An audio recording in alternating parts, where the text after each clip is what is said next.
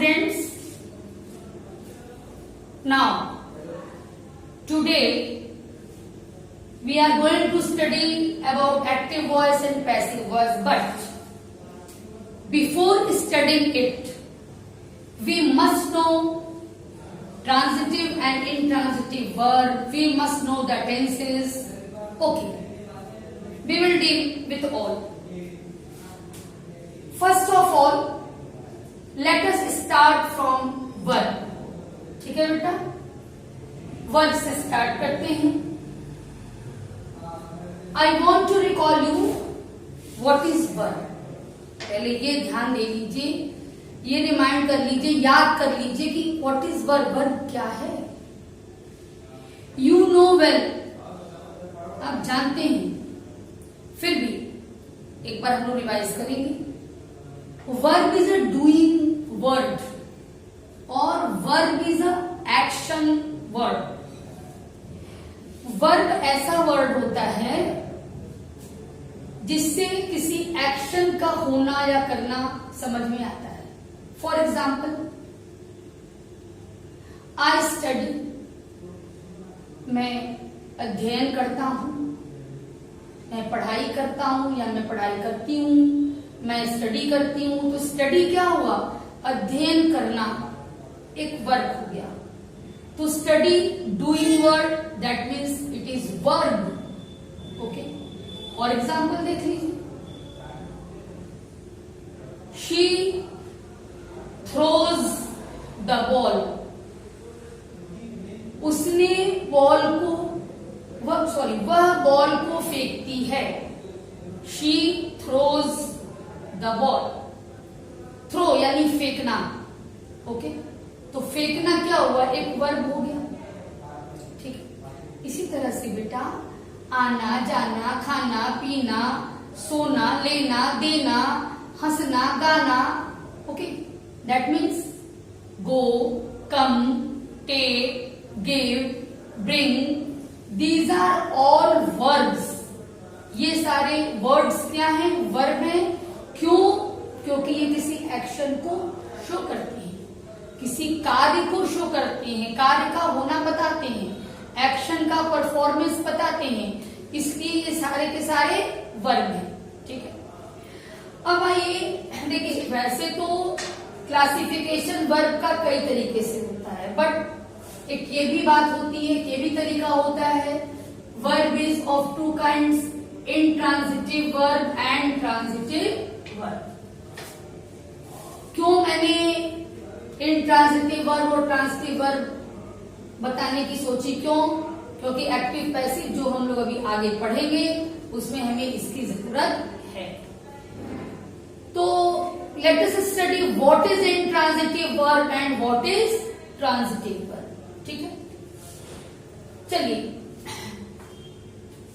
यहां पर देखिए एक एग्जाम्पल मैं बता रही हूं, डायरेक्ट आ रही हूं. दे लाफ, वे लोग हंसते हैं या वे हंसते हैं. अब हंसना ये तो वर्ब है, क्लियर है, वर्ब है. और यदि हमने कहा कि वे हंसते हैं, तो यहां पे हंसना किसी भी ऑब्जेक्ट की डिमांड नहीं कर रहा है. अपने आप में ये सेंटेंस कंप्लीट है.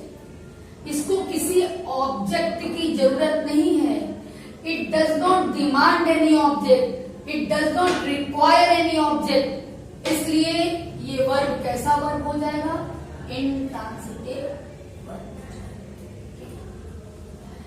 ये सब्जेक्ट है, आपको पता ही, जो डूअर होता है किसी भी एक्शन का, इज, ही और शी और बदल, जो भी है, जो भी परफॉर्मर है, डूअर है एक्शन का, वो सब्जेक्ट है, आपको पता है. और फिर एक बार रिकॉल करा दूं, बार बार बताती हूं, फिर बता दूं कि किसी भी सेंटेंस के फॉर्मेशन के लिए two things are necessary, subject and verb. They, this is subject and this is verb, and this verb does not demand any object, so this verb is intransitive verb. Okay, अब इधर मैं आपसे कह रही हूं she brings, वह लाती है, क्या लाती है? इनकम्प्लीट है, कोई मीनिंग ही नहीं निकल रहा। ठीक है, सेंटेंस तो बना, शी ब्रिंग्स, सब्जेक्ट भी है, वर्ब भी है, सब कुछ है, लेकिन क्या मतलब निकला? शी ब्रिंग्स, वह लाती है, क्या लाती है? That means this verb demands object, this verb requires object, इस वर्ब को ऑब्जेक्ट की जरूरत है, इसलिए ये वर्ब क्या हो गया? ट्रांजिटिव वर्ब हो गया। जैसे देखिए यहां पे मैंने किया, शी ब्रिंग्स अ फ्रॉक, वह एक फ्रॉक लाती है।